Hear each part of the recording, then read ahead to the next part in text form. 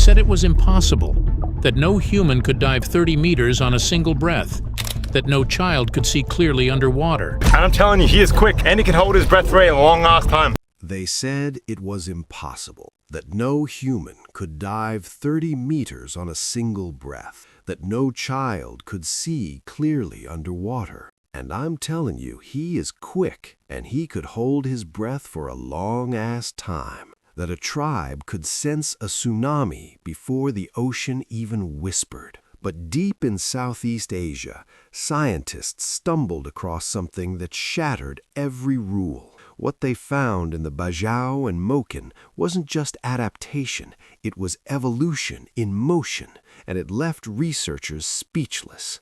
Number 11, the Bajau and Moken. They moved through water like they were born in it. No tanks, no high-tech fins, just lungs, wooden goggles, and generations of knowing the sea. These are the Bajau and the Moken, often called the sea nomads. But to call them that is just scratching the surface.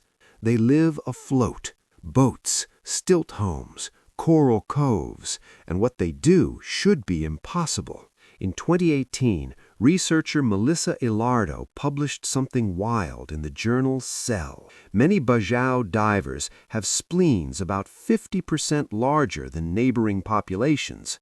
Not just a coincidence, a gene signaled near PDE10A might be helping that spleen grow, because a bigger spleen can push more red blood cells into circulation during a dive, feeding oxygen to the brain and heart. Some Bajau divers spend hours each day underwater, reaching depths of 10, 20, even 30 meters.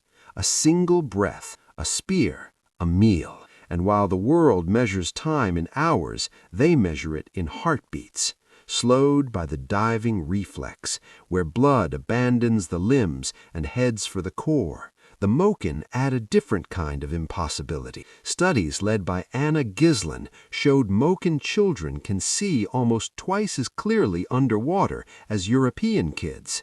They pull their pupils smaller, nearly 1.9 millimeters, and stretch their eye lenses to the human limit. Diopters in the range of 15 or 16. It's not magic, it's learned, but only when learned early, diving daily in bright tropical shallows. And then there's the lagoon. That's the Moken name for the wave that eats people. In 2004, when the ocean fell silent and pulled back, the Moken elders knew what it meant. They guided their people to high ground long before the tsunami struck. Not one Moken life was lost that day. As the elders say, the ocean is our universe. And somewhere between gene, reflex, and myth, that universe still speaks through them. Number 10, the Maasai. They jump like gravity doesn't matter. They eat what would shock a nutritionist. They walk miles across thorny plains under an equatorial sun, and they've done it for centuries. But if you think the strength of the Maasai is all muscle and ritual, you're missing the deeper story. These East African pastoralists live along the Great Rift of Kenya and Tanzania, their lives centered on cattle, rain, and God, whom they call Enkai. And they believe that Enkai once gave them cattle by lowering a rope from heaven. Oldonyo Lengai, the mountain of God, still stands as the sacred anchor between sky and land. Their rites look like legend. The Adumu jump, where young warriors spring straight upward, heels never touching the ground, often burns energy for hours. Studies show vertical leaps around 50 to 60 centimeters, driven not by training, but daily movement, herding, and long journeys across savanna. Then there's the diet: milk, meat, and blood. Traditional intake ranges from 600 to 2,000 milligrams of cholesterol a day. Yet somehow, blood pressure and heart disease remain low in many communities. In 2012, a study published an analysis linking Maasai health to strong selection in genes like FABP1, responsible for fat handling, and others tied to lactase persistence. But there's another shift. The Olamori-jo lion hunting rite, once used to mark adulthood, now lives more in memory and song. In 2010, the Lion Guardians program offered an alternative: conserve lions, track their movements, and share knowledge. The Maasai Olympics, started in 2008, turned ancient bravery towards sprinting, spear throws, and strength. Their true impossible ability is keeping culture alive while adapting with surgical precision. Their strength is not just in the legs or the heart, but in the way they hold tradition in one hand and science in the other. Number 9. The Sentinelese. A man stands barefoot on a beach, a bow in his hand. A helicopter spins overhead, dropping food and aid after the 2004 tsunami. He draws, fires. A single arrow hisses into the air. That was his message. We are alive. Leave us be. The Sentinelese live on a small forested island, just under 60 square kilometers, ringed by reef, locked in time. They are the last untouched tribe on Earth. Since 1956, India has made it illegal to approach closer than 5 nautical miles. No visitors, no boats, no rescue, because contact would kill them. Not by violence, but by viruses their immune systems have never met. They hunt, they fish, they make boats shaped like canoes but paddled with poles in the shallows. Nobody knows their language. No one's counted their numbers exactly. Estimates swing from a handful to over 100, but that's not the point. In 2018, a man named John Allen Chow broke the law and tried to contact them. He didn't survive the landing. India didn't recover his body. The rules exist for a reason. Myths of cannibalism swirl in whispers and headlines, but there's no proof. Scholars who've watched from afar describe burials, family structures, fire use. The Sentinelese bury their dead in huts, not pits. They grieve, they love, they are not savages, they are survivors.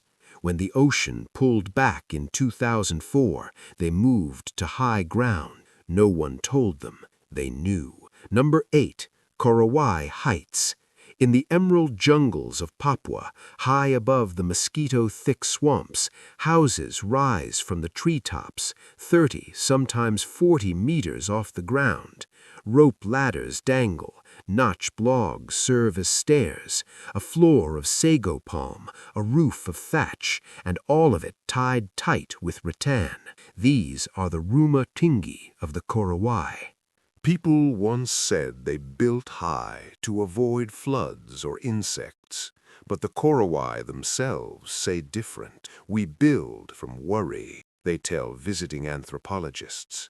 Height is protection from spirits, from enemies, from the things below. Their engineering is instinctive. Men climb trees barefoot, hauling ridge beams and cross braces with nothing but muscle memory. Whole families relocate within days. The structures are fast, functional, and fierce. Helicopter surveys between 1986 and 1990 mapped settlements across clan lands, estimating around 4,000 speakers of the Korowai language. Western contact came late. In March 1974, researchers Peter Van Arsdale and colleagues arrived on the upper island and river, documenting fire-making and travel routes. Government villages were later built, but many families remained mobile, returning seasonally to ancestral lands, especially during the sago harvest. Then came the cameras. Sensational documentaries claimed all Korowai lived in treehouse homes or practiced ritual cannibalism. In 2018, the BBC admitted that a widely seen treehouse building scene was staged for television. As for cannibalism, some rare reports described executions of kakua, accused male witches. But scholars warned these were rare events frozen into myth by outsiders eager for drama. Today, many Korowai live between two worlds, tree houses and schoolhouses, rituals and roads. Number 7. Tibetans and Sherpa. Above the clouds, where most people struggle to breathe, the Tibetans and the Sherpa move with ease. Not just walking, but farming, building, running, and guiding strangers across the world's harshest heights. At altitudes where the air holds only half the oxygen of sea level, they don't just survive, they thrive. In 2014, researchers published in Nature that Tibetans carry a unique version of a gene called EPAS1, inherited from an ancient group related to the Denisovans. This gene lets them keep low hemoglobin so their blood stays thin, flows fast, and avoids clotting under pressure. The Sherpa take this biological edge to the extreme. Elite Sherpa climbers have shown a VO2 max around 66.7 ml per kilogram per minute at sea level, and when they ascend Everest, their muscles shift to burn energy more efficiently. Recent studies even suggest GCH1 helps regulate nitric oxide in their bloodstream, expanding vessels to deliver more oxygen without adding more blood. But this story isn't just genetic, it's cultural, pacing, route planning, ritual. When Kami Rita reached the summit of Mount Everest for the 31st time on May 27, 2025, he didn't boast. He said, "I climb for my family and for Nepal." Number 6. The Himba. In the sun-blasted deserts of Namibia and Angola, where water is scarce and shade is rarer, the Himba carry tradition in every color of their skin and hair, red with purpose, red with protection. Each day, Himba women mix butterfat and red ochre, called ochitse, and rub it into their skin. The result is striking, but science sees more than beauty. Hematite-rich ochre blocks UV rays, wards off insects, and reduces bacterial growth. Cosmetic science studies have even described it as a daily natural sunscreen, evolved without bottles or branding. People used to say Himba women never bathe. That's myth. The truth is smoke. With little water, women create a smoke bath from burning omuzumba resin and desert herbs. Wrapped in cloth, they let the warm smoke cleanse their bodies, rising like incense in the dawn. Deep, warm, wise African-American male voice. Researchers like Debbie Robinson found something different. The Himba simply group colors in ways that differ from European languages. Their eyes see fine. Their words just follow different paths. Pastoralists at heart, the Himba raise cattle in lands where few would dare to live. Milk, fermented or fresh, is a staple. Many related groups, like the Herero, have low lactase persistence, so fermentation helps them digest it safely. Number 5. The Sami. Across the frozen belt of northern Europe, through Norway, Sweden, Finland, and into Russia, the Sami people follow a rhythm older than nations. They follow reindeer across tundra, through forest, between seasons. Where others see ice and isolation, the Sami see movement, memory, and song. Roughly 80,000 to 135,000 Sami live today in Sápmi, speaking 9 distinct Sami languages.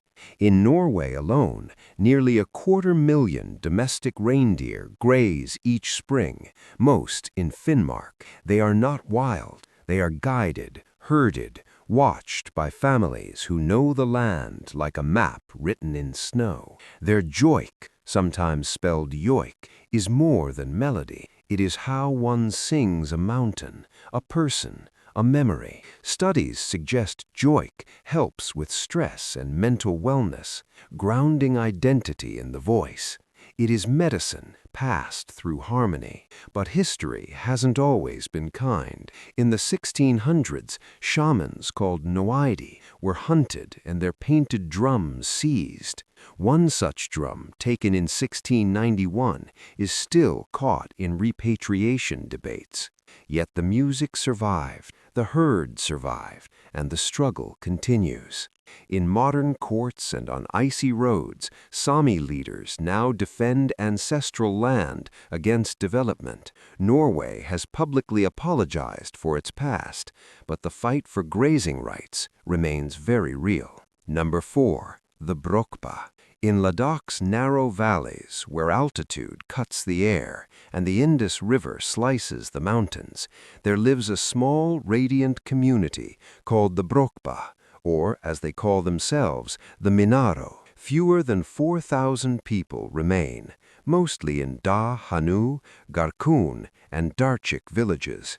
Their language, Brokskat, is endangered, an Indo-Aryan tongue with fewer than 500 active speakers, and their rituals glow like the flowers they wear. Women craft elaborate headdresses from silver coins and fresh orange blossoms, meant to protect against the evil eye. Their clothes and colors aren't decoration, they're defense, their history stitched into petals. At harvest, they celebrate Bonna, a 5-day thanksgiving of hymns, dance, and spirit-led prayer.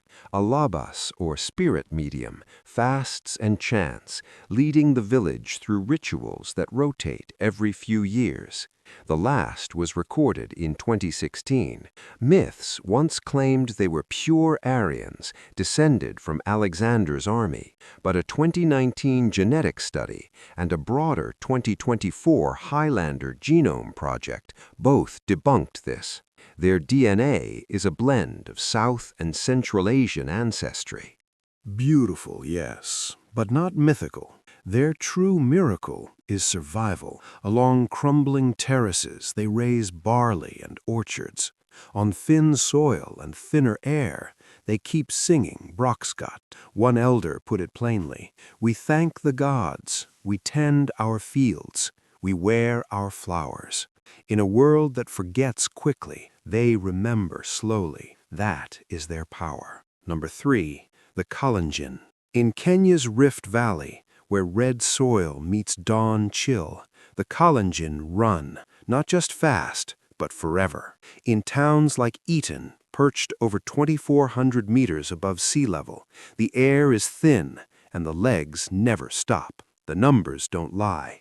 Though the Kalenjin make up roughly 10% of Kenya's population, they've won over 80% of the nation's distance running medals. Marathon champions, Olympic legends, world record holders. They keep coming from one place. But it's not magic, it's layered. Studies going back to 2006 by Vincent Onyera, Yanis Pitsiladis, and Ross Tucker showed a pattern. Most of these elite runners grew up running to school, living at altitude, and training together. Culture baked into every stride. Physiology helps too. Even untrained Kalenjin boys have shown lower oxygen cost while running, meaning they burn less to go farther. Their limbs are long, their frames light. Efficiency over power, always. Food adds to it. Meals are often simple. Ugali, greens, milk. But the training is anything but. Hills, group pacing, repetition, sharp focus.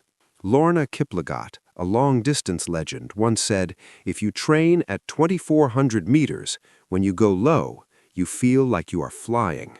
No one gave them wings. They earned them. Number 2. The Zangbeto. In the coastal corners of Benin, Togo, and southwestern Nigeria, something tall and whirling moves at dusk. Covered in raffia, spinning like a storm of straw, they hum with energy. These are the Zangbeto, the people of the night. To villagers, they are spirits. To researchers, they are an ingenious blend of community security and ritual theater. Anthropologists studying voodoo in Nigeria conducted interviews in 2013 showing that Zangbeto patrols deter theft, mediate disputes, and even present wrongdoers for local justice. But their presence is more than order. It's awe.